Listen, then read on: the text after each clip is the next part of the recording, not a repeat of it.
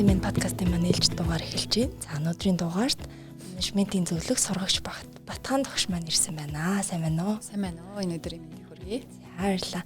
За өнөөдөр бид хоёр байгууллагын сургалт хөгжлийн тогтолцооны тухай тэгээд тэрхүү тогтолцоог хэрхэн үр дүнтэй удирдах тухай удирдгал болгож ярина. За энэ хүү подкаст маань эх 7 хоногийн мигмар гараг зохион байгуулагдах байгууллагын сургалт хөгжлийн тогтолцоог үр дүнтэй удирдах вебинарыг өгтөө хийж байна. За тэгэхээр эхлээд яг сайн үлгэр жишээ сургалт хөгжлийн тогтолцоо ямар байх ёстой гэдгээс яриагаа эхлэе. Тэгээд тэндээсээ ямар дутагдлууд юугаа засч яаж болох уу гэдгийг яриад явъя тийм үү? За тэгээ. За бүгдэнд нь энэ өдрийн мэндийг хүргэе. Тэгээд ер нь бол миний энэ 6 сарын 29-нд хийх подкаст болохоор илүү их нөө жижиг дунд бизнес эрхлэгчид, жижиг дунд компаниудын удирдлагууд болон хүний нөөцийн менежерүүд ахлах түвшний хүмүүст зориулсан. Тэгэхээр тийм хүмүүс сонсоосаа гэж хүсэж байна. Тийм түвшинд ажиллаж байгаа хүмүүс. Угаасаа ингээд том групп холдинг компаниуд өөрсдөө сургалт хөгжлийн тогтолцоо нь хүний нөөцийн хөгжлийнхөө бүр нэг том хэсэг нь болоод бие даасан хэсэг нь болоод явж идэг. Маш том ингээд тогтолцоо соёлон тогтцсон байдаг. Жижиг дунд бизнес эрхлэгч, жижиг дунд 20-30 хүнтэй, 30-аас 40, 50-аас дээш хүнтэй компаниудын хувьд бол бас сургалт хөгжлийн тогтолцоо нь бүр тогтоогүй байдаг. Тэгэхээр жижиг дунд бизнес эрхэлж байгаа компани байгуулж байгаа 20-с 30 те 30-аас 40 гэх юм уу 50-аас дээш ажилтнтай энэ компаниуд илүү их сонсоод миний ярьсан зарим нэг аргачлалыг хэрэгжүүлээ явбал үр дүнтэй болов гэж бодож байна. За тэгэхээр эхлээд байгууллага гэдэг нь өөрөө зөвхөн хүний хөдөлмөрлүүлээд цалин өгөөд урамшуулал өгөөд зогсохгүй цаагаар ас хүнийг хөгжүүлж идэг. Тэгэхээр байгууллага нь өөрөө хөгжлийг маш том институт болж байгаа. Тэгэхээр нэгэнт хүний хөгжүүлж байгаа юм чинь бас нэг юм системтэй тийм ээ тодорхой зарчимтай өөрийн гэсэн соёлтой зорилготойгоор хөгжүүлэхэд л энэ сургалт хөгжлийн тогтолцооны гол зорилго оршиж идэг. Тэгэхээр ингэж чадчихлаа бол айгүй сайн сургалт хөгжлийн тогтолцоо тогтсон компани байгуулах гэж хэлж болдог. За тэгэхээр хүн аливаа байгуулах өссөн үсээгүй л хүмүүсээ хөгжүүлж байгаа юм чинь те бас тодорхой хэмжээний зарлыг гаргаад төлөвлөөд тодорхой хэмжээний хэрэгцээн дээр нь үндэслээд зорилготойгоор хүнээ хөгжүүлэх юм бол тэр бол сайн сургалт хөгжлийн тогтолцоо тогтсон байгуулах гэж болно. Тэрнээс биш яг л энэ зарчмаар явдаг, яг л энийг ингэж хийдэг, яг л энэ дүрмээр явдаг ийм байжээж сайн сургалт хөгжлийн тогтолцоо тогтсон гэж бас хэлэхгүй тийм ээ. Тухайн байгууллагын соёл, үүсгэн байгуулагчдын соёл, зарчим, тэр амьдралын бизнесийн философи, тухайн байгууллагын үйл ажиллагааны онцлог байршил хүртэл аягүй чухал гэдэг байхгүй тийм ээ. Хүмүүсийн сэтгэл ханамж, ажилдаа хэрэг дуртай байгаа, нөгөө хүмүүсийн ерөнхий чадварын ялгаа энэ болгон дээрээс үндэслэл тэр өөрийнхөө сургалт хөгжлийг хэрхэн яаж удирдах вэ гэдгээ бол байгууллагын удирдлагууд ялангуяа тэр хүний нөөцийн багт ажиллаж байгаа хүмүүс бол гаргаж ирэх хэрэгтэй байдаг. Тэгэхээр яг нэг дэвцэн том юмыг хараад тэрнээс хүртэхээсээ илүү байгууллага өөрийнхөө хөрсөн дээрээ тохируулсан тийм сургалт хөгжлийн тогтолцоо гаргаж ирэх нь бол зөв тийм. Хамгийн сайн систем тогтолцоо бол ерөөсөө өөртөө таарсан л өөрийнхөө онцлог таарсан тогтолцоо л гэсэн үг байна шүү. Тэгээд нөгөө сургалт хөгжил хоёр ч өөрөө жоо ялгаатай тийм ээ. Сургалт гэдэг бол тухайн хүний хүмүүсийг илүү их нөгөө хард скил буюу мэргэжлийн ур чадварыг сайжруулах, туршлагатай болгох, ажлын байран дээр нь дадлагжуулах, мэрэгшүүлэх тийм ээ. Шинэ ур чадвар дадлагыг олгох зорилгоор хийж байгаа тусгай төлөвлөгөөтэй тийм ээ. Үнэлгээтэйгээр ингээ хийдэг зүйл байгаа шүү дээ тийм ээ. Тэр хүн тэр сургалтанд суумааргүй байна хүсэхгүй байх нь хамаагүй. Яагаад гэвэл тэр хүн тэр ажлыг хийж байгаа бол заавал тэр аргыг мэдэх ёстой, тэр ур чадвар суралцах ёстой, тэр дадлагыг эзэмших ёстой, тийм ээ. Хөгжил гэдэг нь өөрөө юу гэхээр илүү их нөгөө хүмүүсийг хөгжүүлэх, тэр тухайн хүнийг асын хараатай болгох, карьерийг хөгжүүлэх, ажилдаа дуртай болгох, тийм ээ. Илүү хөгжих тэр сэдлийн төрүүлэх. Тэгээд тэр хөгжлийн хөтөлбөрүүдээр дамжуулаад тэр хүнийг хувь хүний хувьд бол нөгөө ажил албан тушаал карьерийн хувьд бол ахиж дэвших тийм ээ. Тэгээ ер нь бол хүмүүс ингэ хийж байгаа ажил дээр хүн өөрөө хөгжих хэрэгтэй тийм ээ. Хөгжих хэрэгтэй. Яг энэтэй холбогдуулаад юу асуух гэсэн гэхээр мэргэжлийн ур чадвар болон хувь хүний хөгжлийг яг тэнцүү ач холбогдол өгөхийнх нь тэнцүү анхаарахын ач холбогдол нь юу вэ? Ягаад тэрийг тэнцэн анхаарах ёстой вэ? Ерхий таны анзаарснаар аль нэг нь хаягдуулаад байдаг ч юм уу? Ялангуяа хувь хүний хөгжлийг хаягдуулаад байдаг ийм хандлага ажиглагддаг. Тий. Яг нөгөө hard skill гэж яриад байгаа. Мэргэжлийн ур чадвар, ерөнхий ур чадвар буюу soft skill гэж ярьж байгаа шүү дээ, тийм ээ. Тэгэхээр энэ нөгөө hard skill буюу яг мэргэжлийн ур чадвар гэдэг нь тухайн нягтлан бол яг нягтлан хүнд байх ёстой ур чадруудаа сургуулиар ингээд эзэмшсэн байгаа тийм ээ. Ажлын байран дээр гараад дадлагчаад эзэмшсэн байгаа. За механик хүн, инженер хүн бол яг л тэр хийдэг ажлаа тэр одоо машиныг засах, тоног төхөөрөмжийг засах тал дээр аягүй сайн мэдлэг туршлагатай болж байгаа. Тэрэн дээр нь ингээл чадваржуулах сургалтууд явуулж байна. Гэтэл нөгөө ерөнхий ур чадвар нь юу гэхээр одоо тухайн хүнийг оршин тогтноход хинбэ гэдгээ илүү их мэдрүүлж, мэдэрч, зоригтой, амбицтай, алсын хараатай байж, тухайн хийж байгаа ажил дээрээ аз жаргалтай байж, хийж байгаа зүйлээсээ гоё зүйлийг мэдэрч ингэж таашаалыг мэдэрч ингээд одоо ажиллаж амьдрахад нь ерөнхий ур чадвар аяуг тусалдаг хэрэгтэй гэсэн. Тэр нь одоо нөгөө харилцаа, хандлага, тийм ээ, асуудлыг шийдвэрлэх, шийдвэр гаргах, тасан зохицох, тийм ээ. За өөрийнхөө бүр эрүүл мэндийн удирдах, сэтгэл хөдлөлөө удирдах гэдээ маш олон ур чадварууд байгаа, тийм ээ. Хийж байгаа ажлынхаа утга учирыг ойлгохоос ахуулаад тэгээ энэ ур чадварыг одоо яах ёстой вэ? Заавал нөгөө зааж өгөх одоо нөлөөлөх те энэ ур чадварыг эзэмшигт нөлөөлөх энэ ажлуудыг нөгөө байгууллага төлөвлөгөөнд оруулаад хийдэг те одоо харилцааны соёлтой болгох, харилцаагаа таних, хувь хүний хөгжилтэй анхаарах тийм ээ гих мэтчлэнгээр тэгээ энэ хоёр мэргэжлийн ур чадвар, ерөнхий ур чадвар нь зэрэг ингэж балансалж явах юм бол тэр л үнэхээр бүтээмжтэй одоо ажилдаа дуртай, чин сэтгэлээсээ ханддаг, хийж байгаа ажилдаа маш өндөр ихтгэл үнэмшилтэй байж чаддаг одоо бүтээмжтэй юм одоо стажинхэн нөгөө аз жаргалтай ажилтан тэн дээр би болдог. Тэгэхгүй нөгөө ерөнхий ур чадварууд нь сул. Яг өмнөх юм аягүй сайн хийдэг хүн байвал ажилласаа хийж байна. Гэхдээ нөгөө аз жаргалгүй тий сэтгэл ханамжгүй. Нөгөө харилцагч хэрэглэгчтэй бас таашаал өгч чадахгүй тийм ээ. Зүгээр л нэг юм муухай ааштай, уурсаг, аз жаргалгүй өмнөх юм маань хийсэн болоо явцдаг юм болчих гээд байгаа байхгүй юу. Тэгэхээр нөгөө одоо нөгөө хүнийг амжилттай байхад нөлөөлдөг бол 25% нь мэргэжлийн ур чадвар бол 75% нь бол одоо ерөнхий ур чадвар буюу soft skill гэж үзэж байгаа шүү дээ. Тэгэхээр энэ soft skill-ийг бол байгууллагад маш их soft skill-ийн сургалтуудыг оруулж хүмүүсээ бол одоо хөгжүүлдэг. За хувь хүн өөрөө ч гэсэн бас миний soft skill бас дутуу байна. Тэгээ soft skill дээр анхаарай гэдэг утгаараа бас энэ төлөв юмд бол өөрийгөө айгүй хөгжүүлдэг болсон байна шүү дээ. Сүүлийн үед бол хүмүүс маш ихтэй заавал байгууллагаас хамаарахгүйгээр өөрийгөө одоо өөрийнхөө soft skill-үүдийг хөгжүүлэх сургалтуудад хамрагдаж байна. Бүр цаашлбал бүр зөвхөн soft skill дээрээ одоо коуч авч ажиллаж байна тий. Хувийн коучтэй байж тэгээ коуч ихэд зөвлөмж зааварчилгаагаар одоо өөрийнхөө soft skill-үүдийг маш богино хугацаанд хурдтай хөгжүүлж байна. Үүний үр дүнд нөгөө карьерийн болон ирээдүйн бас аюул том боломжууд олж харж байна. За тэгэхээр нийтлэг гардаг алдаануудаас зурдвал ялангуяа жижиг дунд компаниудын хувьд сургалт хөгжлийн тогтолцоон дээр одоо тийм хөтөлбөр тогтолцоог яг үнэхээр боловсруулж чадсан байдаг уу? За боловсруулсан бол юун дээр ихэнхдээ алдаад байдаг вэ? Яг нөгөө жижиг дунд одоо нэг цөөхөн ажилтнтай, 100 дотор ажилтнтай ч юм уу юм компаниудын хувьд нөгөө сургалт хөгжлөө орхисон байдаг. Тэгээ энэ бол нэг чухал биш гэж үздэг. Тэгэхээр сургалт хөгжилдөө тодорхой хэмжээний зардлыг гаргах хэрэгтэй, төлөвлөх хэрэгтэй. Тэгвэл сургалт хөгжилдөө зориулж байгаа тэр зардлыг нөгөө байгууллагын удирдлагууд өөрсдөө зардал гэж харах нь өөр аюу буруу. Энийг хөрөнгө оруулалт гэж харах хэрэгтэй, тийм ээ? Хөрөнгө оруулалт. Хөрөнгө оруулалт гэж харснараа хүн яг аюу тийм дуртай хөрөнгө оруулна. Эргээд тэр хөрөнгө оруулалтынхаа өгөөжийг бас хэмжиж, тийм ээ? Нөгөө аав нь тэгэхгүй одоо ингээ заавал сурах хэрэгтэй нэг сургалтанд хэдэн төгрөгийг өчгөөс гэдэг юм зардал гэж харах юм бол эргээд өгөөж нь сайн харагдахгүй. За тэгээд яг энэ зарим нэг юм жижиг дунд үйлдвэр компаниудыг харахад ингээд нэг за нэг сургалт хийх ёстой юм шиг байна. Манайд нэг сургалт хэрэгтэй байна гэд гинт сэрэнгүүтээ нэг хамаагүй сургалтыг авчдаг. Тэ ямар судалгаагүй хамтран ажилтдаг байгууллага байхгүй тэгээд судалгаа тэр хэрэгцээгээ сайн тодорхойлохгүйгээр зүгээр л ингээд сургалт авчдаг. Гэтэл тэр сургалт уг нь бол таны асуудлыг шийдэж явах хэрэгтэй тийм ээ.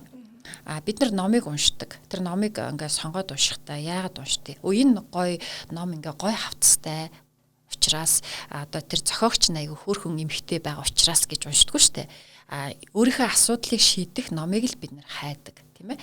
Тэгэхээр миний асуудлыг шийдэх ном хаа байна? Тэр номыг бид нэр авч унших юм бол илүү дуртай уншдаг, хурдан уншдаг, ойлгож уншдаг. Тэгээд дараа нь яг тэр номон дээр номноос сурсан зүйлээ бид нар амьдралдаа хэрэгжүүлээ явдаг, тийм ээ. Яг түүнтэй адилхан сургалтаа авахтаа хүртэл танай ажилтнуудын асуудлыг, танай компани асуудлыг шийдэх тийм сургалтыг олж авах хэрэгтэй. Тэгэхгүй нөгөө шууд л тийм ээ. За тентний гайгүй багш байна ч гэдэг юм уу. За нэг ийм сургалтыг байгууллагууд айгүйх аваад ах шиг байна ч гэдэг юм уу. Ингээл авчдаг. Гэтэл тэр нөгөө сургалтын үр дүн нь юу байх вэ? Яагаад бид ийм сургалт авч байгаа гэдгээ нөгөө ажилтнууд нь мэдэхгүй болохоор яг хуу дуртай дургу ордог. Хөөе сургалтанд ороорой гэж хөөгөл оруулдаг. Тэгэл нэг заал дүүрэн дуртай дургу ард нь хідүүн ороо суудаг. Идэвхтэй хідэн урд нь сууж байгаа л тэгээд нэг 2 цаг ингээд сургалт авсан болдог. За манайх сургалт авцсан. Гэхдээ тэр сургалт үр дүнгүй байдаг те.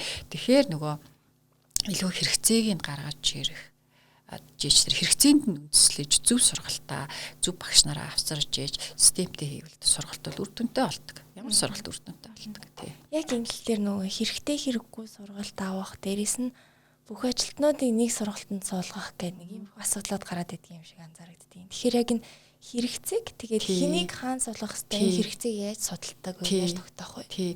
Хэрэгтэй сургалт хэрэггүй сургалт гэж юусоо байхгүй. Бүх сургалт хэрэгтэй. Гол нь тухайн эзнийхээ шаардлагыг хангаж яана тухайн тэр хүний асуудлыг шийдэх сургалт өгөө л гэдэг тийм ээ. Үнэхээр soft skill нь сайн хөгжсөн хүн бол soft skill-ийн сургалтанд суугаад хэрэггүй тийм ээ. Илүү их нөгөө нарийн төслийн удирдлагын менежмент ч юм уу одоо илүү их нөгөө нарийн одоо мэрэгшүүлэх сургалтанд суугаа явуулсан нэр тийм ээ. Үнэхээр soft skill нь дутуу байгаа хүмүүс шүү тийм ээ. Асуудал шийдвэрлэж чаддаггүй. Жохон асуудал тулгуур нэг удаа л асуудлыг давж гарах гэдэг бүрэн төгс шийдвэрлэдэггүй ч юм уу тийм ээ. Эсвэл одоо шийдвэр гаргаж чаддаггүй, багаар ажиллаж чаддаггүй. За айгүй сайн хурдтай ажилдаг мөртлөө харилцааны соёлгүй ч гэдэг юм уу. Ийм хүмүүст бол үнэхээр soft skill-ийн одоо нэг удаа юм ш тийм ээ. Нэлээд удаагийн ингээд сургалтанд одоо хамруулах ч гэдэг юм уу. Тэгэхээр нөгөө хэрэгцээн дээр нь үндэслэн. Тэгвэл тэр хэрэгцээг яаж гаргах юм? Сургалт хөгжил гэдэг чинь өөрөө нэг хүний нөөцийн менежментийн аюул том нэг бие даасан функц болж явж байдаг. Байгууллагуудад бүр сургалт хөгжлийг хариуцсан бүр ажилтнууд, менежерүүд ажилладаг. Энэ сургалт хөгжлийн менежер бол зүгээр нэг сургалтыг зохион байгуулдаг менежер биш тийм ээ. Нилээн одоо ус өндөр арга туршлагатай тийм ээ. Өөрөө сурж мэдэх, хүсэл тэмүүлэлтэй, хүмүүсийг сургаж хөгжүүлэх чин хүсэлтэй тэр ажилласаа залхдаггүй, уйддаггүй, байнга юм шинэ юм санаачилж байдаг тийм ээ. Одоо нэлээд бас нэг юм одоо хүмүүсийнхээ ажилтнуудаасаа нэг алхмын өмнө явдаг одоо ийм хүн байх хэрэгтэй байхгүй юу? Гэтэл зарим байгууллагын сургалт хөгжлийн менежер яаж нэхлээр зүгээр сургалтын зохион байгуулагчийн ажил хийгээд байдаг. Тэгээ энэ тэндээс нэг энэ сургалт гоё юм байна гэдэг нэг юм ялтчгүй л нэг юм сургалтын нэг юм төлөвлөгөө гаргаад нэг төсөө батлуулаад тэгэл энэ тэндээс багш нар авцраал нэг сургалт зохион байгуулаад тэгээ явж тэгээ тэрийг бүртгээ явж идэг те. Тэрийг хинч чадна. Тэгэхээр яагаад энэ сургалт хөгжлийн менежер гэдэг ажлын байрыг одоо бий болох сүүлийн үед байгууллагын хөгжлийн менежер гэл ингээл ийм гоё нэр өгсөн байна шүү дээ тийм ээ. Энд чинь байгууллагыг хөгжүүлэхэд тэр хүмүүсийн байгууллагын хөгжилд тийм ээ хамгийн чухал үүрэг гүйцэтгэж байгаа хүн хүний хөгжил, ажилтнуудын хөгжил, тэрийг хөгжүүлэхэд чиглэсэн тэр ажлыг гардаж удирддаг хүний хэлдэг байхгүй. Тэгэхээр тэр хүн өөрөө одоо сургалтын хэрэгцээг янз янзын аргаар тодорхойлж болно. Тэгээ онлын үед өгсөн хэдэн арга байгаа шүү дээ тийм ээ. Тэрнээс гадна тийм ээ өөрөө гой санаачлах хэрэгтэй, унших хэрэгтэй, судлах хэрэгтэй, янз янзын аргыг оруулж ирээд тийм ээ. Янз янзын аргаар тий. За байгууллагын соёлын судалгаан дээр үндэслэж сэтгэл ханамжийн судалгаа, тухайн хүмүүсийн ур чадвар ямар байна, гүйцэтгэл ямар байна тий. Тухайн хүний өөрийнх нь хувь хүний хөгжил ямар байна, хувь хүний амбиц хүсэл тэмүүлэл нь ямар байна. Үнэхээр ингээд тэр ажилд дургуун мөртлөө тэр нэг дургуун ажиллаа хийгээд байна уу тий. Тэгвэл тэр хүн яаж өсөж хөгжих юм тийм ээ. Гэх мэтчлэнгээр маш олон талаас нь одоо харах хэрэгтэй. Гэхдээ энийг ганцаараа хийхэд хэцүү. Мэдээж хамт олонтойгоо байгууллагынхаа удирдлагуудтай тий гарах хэрэгтэй. За тэгээ сургалт хөгжлийн байгууллага бол одоо сургалт хөгжлийн менежергүй байгууллага бол хүний нөөцийн менежер нь энэ асуудлаа хариуцдаг тий. Тэгвэл хүний нөөцийн менежер бас одоо судалгаа тэ сургалтынхаа хэрэгцээг тодорхойлоод тэр хэрэгцээнд нь үндэслээд тэ за манай энэ төвшний менежерүүдэд ийм сургалт энэ төвшний менежерүүдэд ажилтнуудад ийм одоо сургалтууд хэрэгтэй гэдэг ингэж нөгөө хэрэгцээнд үндэслээд за тэг хэрэгцээгээ гаргацсан юм чи одоо судалгаагаа шүү дээ ямар газраас судалгаа авах юм Тэ зүгээр дамдаа тэнд нэг сайн багш байна, тэнд нэг хүн байна гэдэг. Тэ авцраад одоо сургалт авах юм уу? Айгүй сайн багш байна гэсэн чинь нөгөөх нь сайн сурагч биш зүгээр лектор хийж болно шүү дээ, тэ. Хүнд айгүй инспирэшн өгдөг. Нэг удаа гоё хүний хүмүүсийг ингээд асаач гарчдаг, тэ. Тэгэл тэр хүн гарлаа нэг өдөр гоё асаж яснаа маргааш насна. Сурагч багш гэдэг чинь өөр байхгүй. Сургагч тэр хүн яадгүй аргачлалыг зааж өгдөг, тэ. Асуудлуудыг шийдэх замын төхүүлж өгдөг, хамтдаа шийдэх. Одоо шийдэлцдэг ч юм уу аргачлалуудыг зааж өгдөг, тийм ээ. Мэдлэгийг, туршлагыг өгдөг. Лектор бол яг гээд гоё хүмүүсийг те тухайн сэдвийн хүрээнд янз янзын гоё юм ярьж байгаад хүмүүсийг аягүй хөөргөөд инспирэшн болгоод ухааруулна тийм ээ. Гэтэл нөгөө сургалтын дээрээ багш биш лектор авцраад. Тэгээ лекторээр баах нь юу юм. Энэ яг хаяа хэрэгтэй байгууллагт те хүмүүсийг жоох асаахад хэрэгтэй. Гэхдээ ур чадвар мэдлэг бас олохгүй те. Тэр энэ өөр ингээд хаанаас ямар газраас ямар хүмүүстэй хамтарч ажиллах уу гэд ингээд гоё гэрэмэрийгээ байгуулаа судалж агаад ингэж ажиллаж ээж нөгөө сургалтууд маань үр дүнтэй болдог. Тэгэхгүй байгууллагууд ингээл за ерөөсөө сургалт ав гэсэн сая захирал сургалт ав гэсэн одоо сургалт авахаас гингүүтээ нэг 2-3 хоногийн өмнө шууд уцтаал те нэг газар л та манад ирээд нэг ийм сэдвэр яриад гаач. Ерөнхийдөө манай хүмүүс нэг ийм хүмүүс идэв. Тэгэл та тэг ярьчих гэж гэдэг юм. 1-2 удаагийн тий. Тэгээ иймэрхүү юмнуудыг хийгээд тахлаар сургалт нь үр дүнгүй болно. Тэгэл мөнгө зориулаад байдаг сургалт үр дүнгүй байгаад байна. Хүмүүс яагаад өөрчлөгдөхгүй байна гэж тэгдэг тий. Энэ болохоор яг тийм л одоо юм болоод байгаатай холбоотой. Тэгэхээр энэ асуудал хаана илүү гардгөө гэхээр жижиг дунд одоо бизнес эрхлэгчдийн байгуулсан компаниуд жижиг дунд гэнэ одоо компаниуд дээр энэ асуудлууд аяг гардаг. Том групп компаниуд аль үрээ энэ чинь жилийн өмнөөс бэлтгэсэн аягүй том сургалт хөгжлийн тогтолцоотой байдаг байхгүй. Тэгэхээр миний нүгээр подкаст бол илүү их нөгөө цөөн ажилтнтай тийм ээ илүү миний вебинар болохоор илүү их нөгөө цөөн ажилтнтай жижиг дунд ийм үйлдвэр жижиг дунд байгууллага компаниуд ийм сургалт хөгжил рүү илүү их чиглэн. Тэгэхээр ийшээгээ би илүү хандаж яриад байна гэсэн. Тэгэхээр яг үр дүнгийн хэмжих талаар та илүү тодруулаад өгөөч. Жишээ нь сургалтын хөтөлбөрүүдийн үр дүнг яг яаж хэмжих үү, бүтээмжээ өсөж байгаа яаж мэдэх үү? Ер нь одоо хамгийн энгийн аргаас жишээ нь одоо 5-аас 10 20 ажилтнтай ч юм уу тий. Ийм байгууллагуудад бол одоо сургалт хөгжлийн менежер байх ер нь бол нөөц авахгүй гэсэн үг. Тий хүний нөөц нь хариуцна гэсэн үг. Тэгэхээр энийг яаж одоо энэ хөтөлбөрөөр боловсруулах үр дүн хэмжих аргуудаа яг одоо нэг цаасан дээр багтааж болдог болч гэдэг юм. Та тийм энгийн арга сургалтын үр дүнгээ одоо ингээд хэмжихэд аюу хэцүү, төвхтэй. Одоо бид нар ингээд бүтээгдэхүүн үйлдвэрлэлээ борлууллаа тэрийг ингээд хэмжиж болно. Тоогоор хэмжиж штэ тий. Одоо мен сая бүтээгдэхүүн үйлдвэрлэснээс тэдэнд борлогдлоо, ашиг тэд байлаа гэдэг нь хэмжиж болдог тийм ээ. Бид нар борлуулалтынхаа төлөвлөгөөнд одоо яг тэдэн хувь хөрцөн явж гэн гэж хэмжиж болдог. Сургалт хөгжлийн үр дүнг бол хэмжихтэй хэцүү. Ер нь бол сургалтын зардал гэдэг бол эргэж ирэхэд хэцүү ахгүй тийм ээ. Яг тэр хэмжээгээр эргэж бол ирэх нь хэцүү. Тэгэхээр яг хуу нэг юм Кирк Петрикийн аргачлал гэж байдیں۔ Дональд Кирк Петрик гэж хүн анх одоо энэ сургалт хөгжлийг тий сургалтын үр дүнг яаж хэмжих вэ гэдэг нэг юм аргачлал. Тэр аргачлалаар ер нь бол олон улсад байгууллагууд сургалтынхаа үр дүнг хэмждэг. За тэр нэгдүгээрт болохоор тухайн хүний одоо хүн дээр л илүү их ажиллагаа юм л да тийм ээ. Бүтээмжийн өөрчлөлт, гүйцэтгэлийнх нь өөрчлөлт яаж гарч байна тийм ээ. Тэрийг одоо чеклист дээр ч юм уу тухайн сарынх нь гүйцэтгэлээр хэмждэг тийм ээ. Шууд удирдлагынх нь одоо үнэлгээгээр хэмждэг. Тухайн хүний зан төлөв behavior буюу тэр хандлага, зан төлөв яаж өөрчлөгдөж байна ч гэдэг юм уу те. За тухайн хүний хувь хүний зохион байгуулалт, ажилд хандж байгаа тэр хандлага, ажил хийх арга барил нь яаж өөрчлөгдөж байна. Тэр хүний нэг ажил хийх хүсэл, эрмэлзэл яаж өөрчлөлт орж байна. Тэр нь ингэргээд багийн одоо уур амьсгал, багийн бүтээмжид, багийн одоо хамтын ажиллагаанд яаж нөлөөлж байна гэдэг. Тэр нэг илүү их ажиглалтын аргаар тийм ээ. Тэгээд тэр бүтээмжийн юу аргаар одоо өнгөрсөн сард бол тийм ээ. Энэ хүн бол яг л өдөрт нэг 10 одоо хавцыг л тий одоо бичиг баримт тавцалдаг бол 10 хавцыг л гараасаа чүтэ айтаа гаргадаг гэсэн бол одоо энэ сургалтанд суугаад энэ хэсэг хугацааны дараа энэ хүн өдөрт тийм ээ одоо 15-ыг гаргадаг болсон. За энэ хүний хандлага ингэж өөрчлөгдсөн. Энэ хүний хурд ингэж нэмэгдсэн. Ажилдаа хандах, итгэл үнэмшил, сэтгэл нь аяар өөр болсон ч гэдэг юм уу. Одоо маш хурдтай юм хийдэг бас алдаа гарах нь багассан. Тийм ээ? Чи гэдэг юм уу? Ингэж л одоо хэмждэг нэг юм арга гэдэг. 1-р төвшин, 2-р төвшин, 3-р, 4-р төвшин ингэж хэмдэг. Тэрнээс биш ингээл одоо байгууллагын зарим удирдлагууд шууд ингээд аюу хүлээцтэй биш байдаг байхгүй. Нэг сайт үүрэг нэг улиралд сургалтанд зарцуулцдаг тий. Тэнгүүтээ эргээд сайт үүрэг зориулсан үр дүн хаана вэ гэдэг.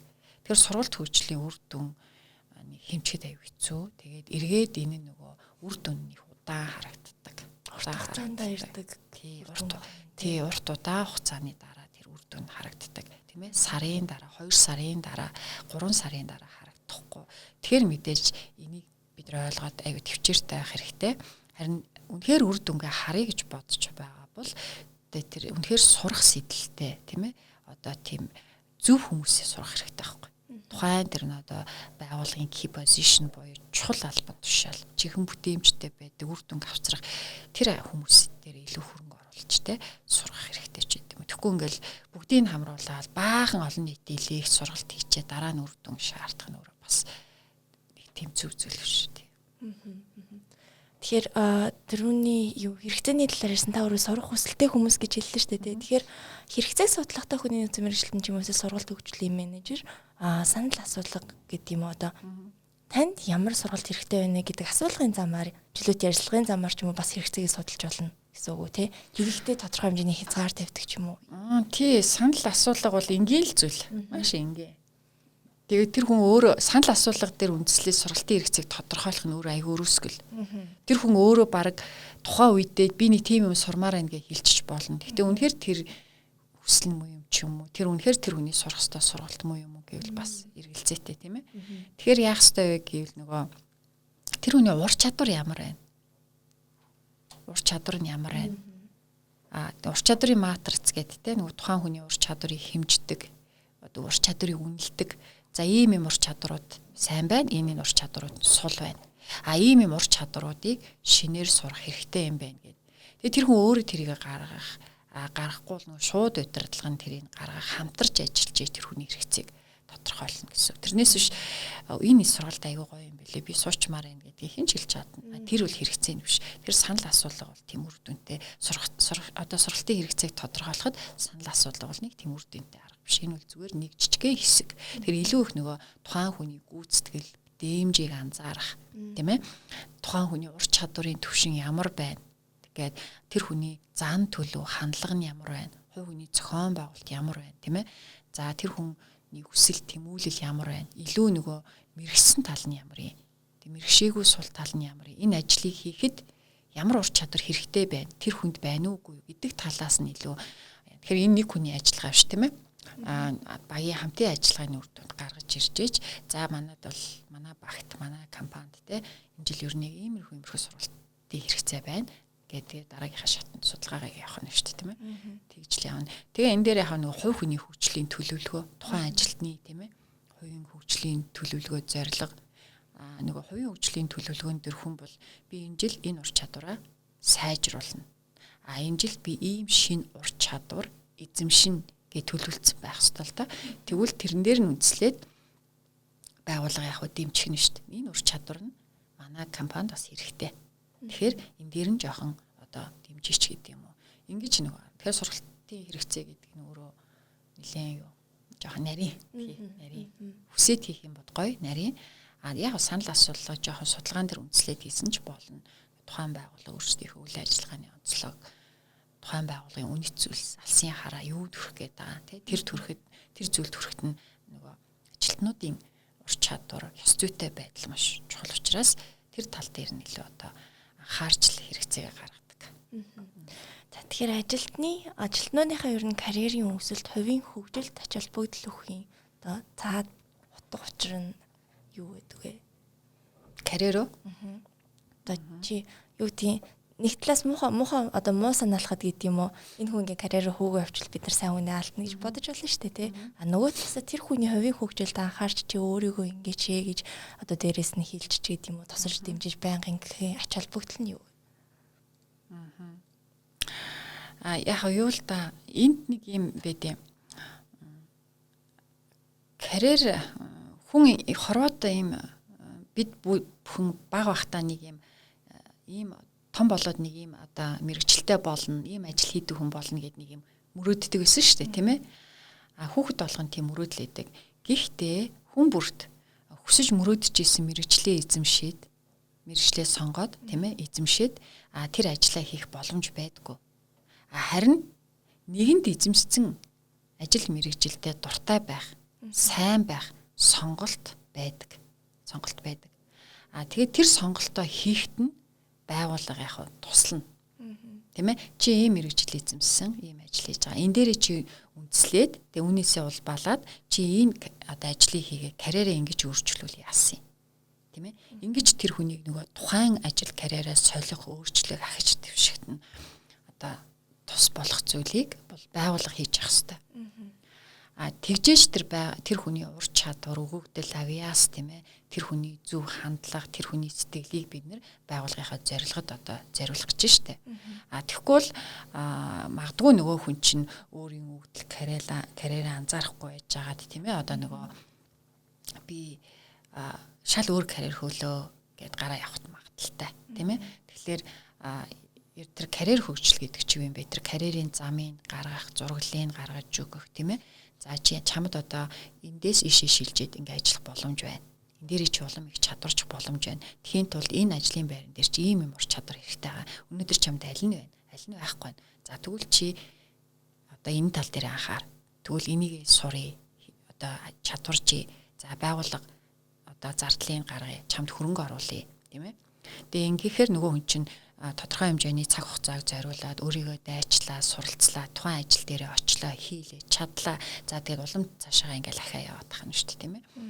Тэгэхээр карьер хөгжлийн төлөвлөлт гэдэг тусдаа бүр их том сэдв байдаг л та. Энэ бүр жижигт нь ярьж болно. Тэгэхээр нөгөө карьерийн замыг бол хүн өөрөө гаргацдаг хүн байна. Өөрийнхөө карьерийн замыг те. Эсвэл өөрөө гаргаж чадахгүй хүн бол байгууллага яг уу дэмжиж, тусалж тэгээд карьерийн замын тодорхойл зураглалыг гаргаж өгөөд тийм ээ. Энэ ажил карьерээр явснаар чи хаашаа хүрэх вэ гэдэг бүр алсын хараагийн тодорхойлж өгөөд ингээ явдаг. Тэр энэ чинь бас л нөгөө байгууллагын сургалт хөгжлийн хэсэг болж байгаа. Тэгэхээр энэ байгууллага талдаа ягаад одоо ашигтай гэдэг юм уу? Байгууллагатаа сайн бай. Тэр хүн карьер хөгжилтөд анхаарах нь сайн байлгүй дээ. Одоо чи жишээлбэл ингээд анх шууд сэтгүүлчээр эхлэегүй л байгаа шүү дээ, тий. Жижиг сажиг ажил хийгээл туслаал ингээл явж лээсэн байгаа, тий. Янз янзын. За тэнгүүд чи ийм мэрэгчлэр төгссөн ч гэдэг юм уу, тий. За тэгвэл одоо чи сэтгүүлчийнхээ ажлыг хий. Тэгвэл чи энэ салбар чи ийм ярилцлага ингээд гэвэл яг уу чам туслана штэ байгууллага. За чамд ийм боломж байна. Тэгээ чамд ийм авьяас байна. Тийм ээ, өгдөл байна. Чи энэ дээр ингээд жоохон сураад хөгжчих юм бол манад ийм боломж байна те, ийм ажлын байраа. Ингээд тэр хүн яг тэр хүнээ хөгжүүлснээрээ яаж юм тэр байгууллага өөрөө ч гэсэн дахиад нэг хүн хайгаал тийм ээ, хүний нөөцийн баахан ингээд сонгон шалгаруулалтын бүрдүүлэлтийн зардал гаргаа явуудах шаардлагагүй тийм ээ. Дээр нь өөрт одоо тухайн байгууллагт ажилласан, олон жил ажилласан сэтгэлтэй, байгууллага гэсэн үнэнчтэй маш их ажил дээрээ аз жаргалтай байдаг. Одоо ийм байгууллагадаа бүр ингээд engaged болсон энэ ажилтнуудынхаа карьерийг хөгжүүлснээр илүү их нөгөө олон одоо жижиг зардлуудыг хэмнэн илүү их нөгөө тэр байгууллагынхаа тэр ажилтнуудын сэтгэл ур чадрын хүчээр байгууллага тухайн тэр зорилготой хүрнэ. Тэгэхээр эн чинь вин-вин л байхгүй. Тэр ажилтан ч гэсэн яаж чинь тэр байгууллагт ажиллаад өөрийнхөө карьерийг ингээд хөгжүүлээ яваад байна. Тэгээд байгууллага ч гэсэн тэр ажилтныхаа хүч авьяас хөдөлмөр те зүтгэлийг бас авч штт тийм ээ. Тэгэхээр аль талдаа л ер нь бол шигтэй. Төрөнд дурддаг өнгөрсөн. Тэрнээс ш би карьераа хөгжүүлчихэд буцаад ирье гээл явахгүй штэ те. Тухайн байгууллага дээр л хүн карьераа одоо хөгжүүлээ. Тэгэхээр одоо зарцуулах мөнгө байхгүй зардал гэж хаардаг гэдэг нэг иймэрхүү хандлага ба штэ тий. Тэгэхээр энэ дээр нөгөө талаас дотоод нөөцөө ашиглах удирдлагууд өөрсдөө коуч байх гэдэг юм уу тий, манлайлах гэдэг. Ерөнхийдөө энэ зардал болон одоо үлгэрлэж явах ингээд ийм өөр аргууд одоо юу байж болох вэ? Заавал ингээд нэг зөвлөхийг хөслөө ч юм уу сургалт аваад энэ бас хөтөлбөр явдаггүй маа гэдэг талаас нь тийм шийдлүүд юу байж болох вэ? За жижиг дунд одоо байгууллагуудын захирлууд өөрсдөө сурах хүсэл тэмүүлэлтэй байх ёстой. Өөрсдөө сурах ёстой, өөрсдөө хөгжих ёстой, тийм ээ. Энд тэнд нэтворкоо нэмэгдүүлэх ёстой, тийм ээ. За ингэсний дараа үе хүмүүсээ сурах ёстой юм байна, тийм ээ. Хөгжих ёстой юм байна. Зөвхөн хүмүүсээр ажил хийлгээл төлөвлөгөө яриад авах ш, тийм ээ. Энд чинь хүмүүсээ хөгжүүлэх ёстой юм байна гэдэг. Тэгэхээр аливаа байгууллагын ажилтнууд аяга аз жаргалтай байх ёстой байхгүй юу? Хийж байгаа ажилдаа ажил нь хүнд хэцүү байсан ч хамаагүй тэр байгууллагатаа дуртай, тийм ээ. Одоо аяга аз жаргалтай байх ёстой. Яагаад гэвэл бид нэр өдрийн 8-10 цагийг ажил дээр өнгөрүүлж байна, тийм ээ. Тэгээ тэр аз жаргалтай байхын тулд зөвхөн ажиллаар хүнийг ингээл ажил дараагийн ажил энэ шүү гэдэг аахгүй шүү, тийм ээ. Хүмүүсийн ажил дээрээ хөгжилтж явах ёстой. Баярлж явах хэвээр баясаж байх хэвээр тэр донд гоё нөхөрлөлүүд үүсч яадаг, сонирхлын клубүүд үүсч яадаг, бие биений дэмжиж яадаг. Ингэж тэр нөгөө хүн чинь би энэ байгууллага дахиад 5 жил ажиллана, дахиад 10 жил ажиллана, бүх насаараа ч ажилласан яа дээ. Надад бол энэ байгууллагата одоо би өстө бүх зүйлээ зориулъя гэд ингэсэн юм сэтгэлтэй ажилтнууд би болдог, тийм ээ. За тэгээд тэр сэтгэлтэй, тэр одоо хандлагын эерэг тийм эрч хүчтэй ажилтнуудаа илүү их бас тодорхой хэмжээний хөрөнгийг зориулаад сургаад хөгжүүлэх юм бол тэр ажилтнууд нь одоо жинхэнэ нөгөө тэр байгууллагын хөрсөн дээр бэлтгэгдсэн сурагч багш нар, коуч нар болж ирдэг байхгүй, менторуд болж ирдэг. Тэр хүмүүс чинь дараагийнхаа хүмүүсийг, шин залуу хүмүүсээ ажлын байран дээр нэг коучлоод, менторлоод ингээ явчихж байна, тийм ээ. Тэгэхээр сургалт хөгжлийг ингээл зардал гэж харангуйтай өстэй энэ жил нэр ийм их мөнгө гарах боломжгүй. За одоо нөгөө хүний нөөцийн чи хэдэн төгрөгийн зардал төлөвлөж орж ирэх юм боломжгүй гэж боддог. Тэгвэл дотоод нөөц боломж байна шүү дээ, тийм ээ. Ажилтнуудыг өөрсдийн сэтлэр хөгжүүлж бол, тийм ээ. Янз янзын ингээд амбицтай, хүсэл тэмүүлэлтэй одоо энэ байгууллагаасаа гадуур өөрийгөө хөгжүүлдэг, тийм ээ. Ажлаасаа гадуур өөрийгөө хөгжүүлдэг, шинийг санаачилдаг ажилтнууд чинь ингэчил та, тэгчил та гэж мэдсэн сурсан юмаа яаж одоо бэлдэж ирээд мэдлэгээ хуваалцаж болно. Одоо knowledge share хийж जैन тийм ээ. Мэдлэг туршлагаа хуваалцаж болно. За эндээс хүн биенээсээ гоё одоо мотивац аваад суралцдаг. За дараа нь янз янзын гоё хөтөлбөрүүдийг хэрэгжүүлж болно, тийм ээ. Тэгэхээр бүх зүйлийг ингээд зардал мөнгө гэж харахгүйгээр, зардал гаргахгүйгээр эсвэл нэг их мөнгө зориулахгүйгээр те ингээд одоо ингээд хөөрхөн янз янзын юмнуудыг хийж болно. Дотоод сурагч багш нараа нэг байгууллага те одоо мэрэгжлийн байгууллагаар нь сайн бэлдүүлчих хэрэгтэй шүү дээ. Одоо MLC гээд одоо байгууллагуудын сурагч багш нарыг бэлдэж өгдөг байгууллага байдаг шүү дээ, тийм ээ. За тэднийхэр ч юм уу те ингээд бэлдүүлчих хэрэгтэй. Тэгээд нөгөө дотоод сурагч багш нар чинь нөгөө сургалтуудаа хийгээ явчих шүү дээ. Тэр төсөр зардал байхгүй те. Тэгэхээр ерөөсөө хүмүүсийг сургаж хөгжүүлэхэд бол ингээд нэг тийм зөвхөн зардал мөнгө маш их төсөв байна. Энийг одоо түлж дийлэхгүй. Энэ бол боломжгүй гэдэг ингээ хүмүүсийнхээ сургалт хөгжлийг зогсоож болохгүй. Хүн хаа байгаа газараа сурч хөгжих тийм боломжийг байгууллага бүрдүүлэл хүчих юм бол тэр сургалт хөгжлийн процесс алдагдахгүй л явж байна. Тэгэхээр энэ дээр аягүй анхаарах хэрэгтэй. Ялангуяа энэ жижиг дунд байгууллагууд ерөөсөө энийг орхичдаг. Тэгэл манайх ерөөсөө сургалт хийдэг шүү дээ. Сургалт гэж юу ч яа, манай хүмүүс сурдаггүй гэдэг. Тэгээ сургалт хийхгүй болохоор хүмүүс сурах хандлага тогтохгүй байхгүй. Сурах хандлага тогтохгүй, тийм ээ. Тэгэхээр чи нөгөө хүн зөвхөн мэдхийн тулд сурах биш те, амьдрахын тулд сурах хэрэгтэй шүү дээ. Бусдтай хамтарч амьдрахын тулд хүн сурч хөгжиж явах хэрэгтэй. Дээр нь хүн хийж бүтээхийн тулд сурч хөгжиж явах хэрэгтэй. Тэгвэл тэр нөхцөлийг нөгөө талаас хүн өөрөө ч хангаж явах хэрэгтэй, өөртөө бүрдүүлж явах хэрэгтэй. Нөгөө талаас байгууллага нь бас бүрдүүлж өгч явах хэрэгтэй. Тэгэхээр ингээ бүрдүүлээд өччих юм бол зөвхөн зардал мөнгөнд баригдахгүйгээр зардал мөнгө багч байсан хамаагүй сургалт хөгжлөл хаач ингээд одоо явагдаж идэх зүйл байхгүй. Уг нь аюу энгийн. Тэгээ тэрийг яаж хийх үү гэж олж харах л болохоос биш. Ингээд сургалт хөгжлөхээр л шууд зардал. За тэр худлаа. Энэ жил одоо ковидтай ер нь аюу хэцүү байна. Юу сургалт хөгжлөө те зүгээр л ажиллаа хийцгээ. Тэгжээд л болох байлгүй л гэдэг. Тэгэхээр ямар ч хэцүү нөхцөлд хүний сурах хөгжих тэр юуг нь бол бүрдүүлэх хэрэгтэй. Ковидтай холбоотойгоор бас одоо нөхцөл байдал өөрчлөгдөөд ялангуяа дэлхийн алдартай хөтөлбөр сургуулиуд бас сургалтууд онлайн өнгө болгоцсон. Тэгээ иймэрхүү давуу талууд үүсэж байгаа. Тэгэд үүнтэй холбоотойгоор бас нэг зүйл тодруулаад сууч одоо цааш тахлын нөхцөл байдал үүснээс болоод одоо шин уур чадварч гэдэг юм уу одоо сургалт хөгжлийн тогтолцоондоо бас шинээр шигтгэх ёстой юу гарч ирж байна. Одоо энэ ковидын нөхцөл байдал энэ хөл хорой нэг талаараа бид нарт аягүй давуу бас нэг боломжийг харуулж штэ тийм ээ. Бид нөгөө юм бүгдөө компьютер скил аягүй сайтай болох хэрэгтэй. Тийм ээ. Наацх нь одоо StreamYard, Zoom, OBS Studio гэдэг энэ сургалтын одоо аппликейшнуудыг, програмуудыг ашиглаж сурах хэрэгтэй юм. Өөрөөр хэлбэл дижитал ур чадвартай болох хэрэгтэй тийм ээ. За дээр нь хүн болгон ухаалаг гар утас барьж байгаа тийм ээ. Ухаалаг гар утсаа яг юунд ашиглаж байгаа юм бэ? Зөвхөн нэг Facebook орох тийм ээ. Одоо нэг бичлэг үзэх, утсаар ярих, мессеж бичлэгэд ашиглаад байгаа юм уу? Тэ? Үгүй эн чи өөрөө энэ таны карманд байгаа ухаалаг гар утас чи өөр аюу том сургалтын одоо том юу явж штэ. Нэг техник хэрэгсэл явж гин тэ. Янз янзын аппликейшнуудыг татж болно тэ. Тэгэхээр одоо энэ сурах боломж бол хаасайгүй байна. За байгууллагууд бол сургалтуудаа яс нөгөө танхимаар дээр нь одоо ингээд онлайнжуулаад цахимаар хийж байна. Цахим сургалтын хүмүүс ингээ нүүр тулахгүй би энийг одоо энергийг мэдрэхгүй жоохон хэцүү гэдэг те. Гэтэл яг эхлээд бол тийм юм шиг санагддаг байсан бол одоо ингээд яг хийгээд ирэхлээр тухайн сургагч агш өөрөө ур чадвараа сайжруулад те. Тийм уйтгартай биштэй аюу зөв гоё ингээд яах юм бол бас ямар цахим сонирхолтой хийгддэг цахим сургалтууд зөндөө байна те. Багшийн ур чадвараас дээр нь нөгөө ямар програм ашиглаж байгаагаас тийм ээ.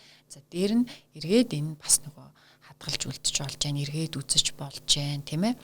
За хувийн хөгжлийн сургалтуудыг баг гэр бүлэрээ үзчихэж болж байна гэдэг аюу олон давуу талууд байгаа байхгүй. Тэгэхээр энэ аюу томд боломж. Тэгэхээр энэ боломжуудыг одоо ямар ч хүн ашиглаж болно. Одоо жишээлбэл миний ингээл утсан дээр 2-3 сургалтын өөртөө зориулсан сургалтын аппликейшн програм байж л байдаг те. Тэгэл энийг би ингийн зүгээр нэг халахж явахдаа ч юм уу зүгээр сууж явахдаа ч юм уу тийм ээ кофе шопт хүн хүлээгээ сууж явахдаа ч юм уу тэрийг хараал ингээ явж идэг ч юм те. Тэгэхээр нэг сургалт хөгжлөхээр л нэг танхимд очиол аюу стресстэй л нервтэй л ингэж сууж одоо яа гэж боддог. Одоо бол тийм бол биш байгаа. Тийм болохоор боломж бол аюу болсон. Тэгэхээр энэ ковид ч бас биднэрт өөр талаар амьдрах, ажиллах, сурах аргаа өөрчлөх тийм ээ. Тийм боломжийг бас олгож байна шүү дээ тийм ээ. За нөгөө бидний хүлээх орсон болохоос ш би сэтгэл тарих толгойг хориогүй гэдэг байгаа шүү дээ тийм ээ. Тийм тэгэхээр одоо болно. Би бол жишээлбэл ковидын үед бол энэ он эхлээл нөгөө ковид ингээл нөгөө хөл хорио тогтоосон ш. Тэр үед бол би 3 сурыг гэсэн 3 сургалтандаа сурсан. Дандаа л онлайнаар авсан. Нэг нь бол гадны сургалт байсан тий. Одоо бас дахиад 4 дахь гадны сургалтандаа сууж байгаа. Одоо 9 сард бас нэг тавтах нэлээд том хэмжээний бас л цахимаар тий. Тэгэхээр боломж байгаа зү тий. Тэгээд тэрий чин дагаа зөндөө олон материал, гарын авлагууд ирж гэн.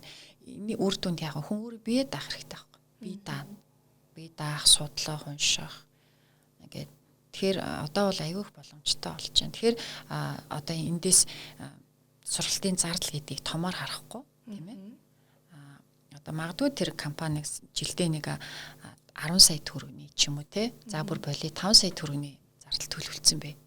Тэгвэл тэр 5 сая төгрөгөндөө багтаагаад маш сонирхолтой, маш үр дүнтэй сургалтуудыг зохион байгуулж болно. Одоо нэг 50-аад хүнтэй, 50-аас 70 хүнтэй байгууллага бол маш өвчтэй сургалтуудыг зохион байгуулж болно шүү дээ. Тэр нэг өөртөө боломжийг ирэл хийлж сайн харах хэрэгтэй. За баярлалаа тань. За та бүхэн хэрвээ яг энэ сэдвээр илүү практик мэдлэгийг олж авахыг хүсвэл эх 7 оны мягмар гарагт зохион байгуулагдах байгууллагын сургалт төгслийн тогтолцоог үр дүнтэй удирдах вебинарт оролцоорой. За эх 7 оны мягмар гарагийн 19 цагаас вебинар маань зохион байгуулагдана шүү. За баярлалаа баяртай. За баярлалаа баяртай. Сайхан бирлээ.